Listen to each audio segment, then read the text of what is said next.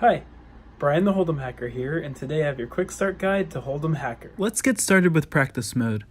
One way I like to fine-tune my strategy here is take a hand that I can improve upon, like jacks, and practice them in the big blind position, labeled BB on the left.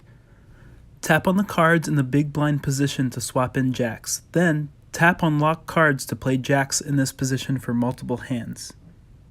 At the same time, we can think about how we would play in every other position. Let's fold Queen 5, fold 7-8, not playing King 5 in early position. We can raise with Ace Queen, call with pocket 8s, call with 9s, though we can consider a 3-bet here depending on our history with these hypothetical players. This is a scary flop, but we do have an overpair. A continuation bet would let us see where we stand. 8s, while on a draw, are just as scared having one more person to act behind them, and 9s could consider a re-raise, but we'd have to ask how many combos of hands are 9s beating here. The king shuts down action here, and we can try to get to the river cheaply by checking through. A blocker bet or check call on the river should let us go to showdown with weaker pairs. Our pair of jacks hold up, and we win the pot. Another thing to practice through repetition are board textures. Swap in a monotone board at the center of the screen and run through 20 to 30 hands. Here I'll lower the possibility of straight draws, and we can focus on our strategy for playing a monotone board with only clubs. You can run through all the moves on your own, but let's take a look at what kind of hands commonly win here. I mean, we're seeing some ace-high flushes, but not necessarily a lot of club hands that tighter players will play out of position. That's something to keep in mind if we're holding the ace of clubs or king of clubs. We can probably take down the pot with a semi-bluff.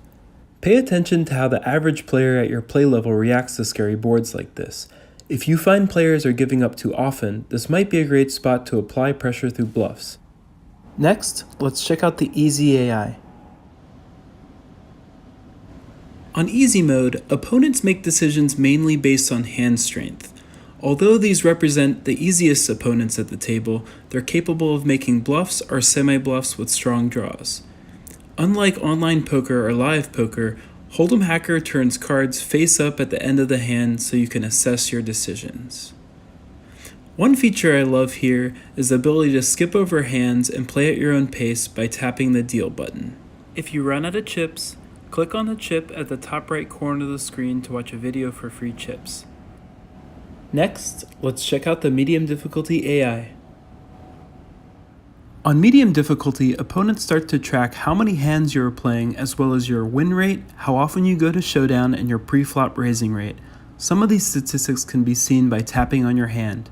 I plan to add more post-flop statistics here as well as change the way the AI adapts to your post-flop style of play. 3 paid features will be available for Holdem Hacker Release 1. Tap on the chip at the top right corner of the screen to get started. The first feature we'll look at is Display Player Type. Display Player Type gives you the ability to click on a player's cards to see the player type generated for the seat and the hand range associated with the AI in that position. Here we are looking at a loose aggressive AI player on the button and the range of hands they might play in late position, but note that the hand range changes for each player type in each position.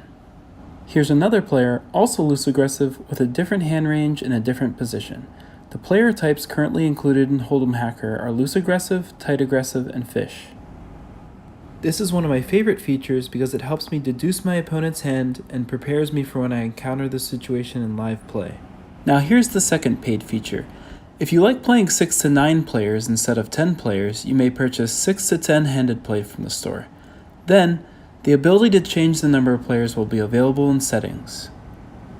The third feature for Release 1 is Hand Analysis. A button appears post-flop to show how your current hand compares to other possible hand combinations for the current board. There's much more to the app, but this was a quick guide. For new features and promotions, send an email to briantheholdemhacker@gmail.com. Like, subscribe, and hope you win.